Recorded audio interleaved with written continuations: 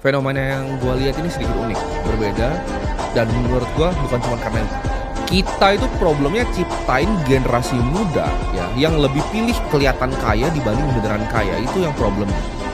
Ini bener-bener penyakit yang gue lihat marak banget. Lu bayangin ada 2 orang ya, satu namanya Budi, satu namanya Kevin. Budi ini gajinya 30 juta, pengeluarannya 10 juta, lalu punya tabungan 1 miliar. Ya, ini orang pertama namanya Budi. Lalu ada orang kedua namanya Kevin. Kevin ini gajinya 100 juta ya, pengeluaran dia 90 juta setiap bulan ya. Tabungannya dia nggak ada. Dia lagi nyicil Mercy, lagi nyicil apartemen di SCBD, lu setiap siang ketemu dia ngopi di kafe di Senopati ya. Malam-malam dia juga di bar gitu, di Senopati. Pertanyaannya, lebih kaya siapa? Untuk 99% rakyat Indonesia, ini kan ada 280 juta nih, 99% ini gue tunjukin dua-duanya, gue tanya, kekayaan Kevin atau kekayaan Budi? Lu akan pikir kekayaan Kevin ini yang gila. Kalian akan terlalu melihat dari image-nya. Jadi kelihatan kaya ini jadi sesuatu yang sangat didamba-dambakan untuk status sosial kah, untuk dia nggak tahu dipamerin ke mertua, gue nggak ngerti apa. Cuman Kevin ini dinilai sama masyarakat lebih kaya dibanding Budi, padahal Budi lebih kaya aslinya. Kekayaan itu bukan soal kelihatannya seperti apa, ya. Kevin ini kalau di-PHK dalam 3 bulan, dia nggak bisa bayar cicilan Mercy-nya, nggak bisa bayar cicilan apartemennya. Selesai hidupnya.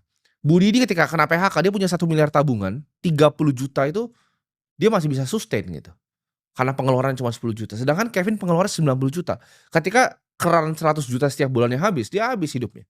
Ini di level pengusaha juga banyak loh. Ya kalian jangan ketawa gini. Gua tahu ada orang yang cuma bikin 300 juta, spending-nya 290 juta. Bahkan gua ada kenal teman pengusaha ya, waktu itu usaha dia tuh bukan yang paling gede lah di teman-teman kita. Dia usahanya ya di tengah-tengah lah. Pengeluaran dia 1 miliar sebulan, ya. Gayanya itu kebanyakan.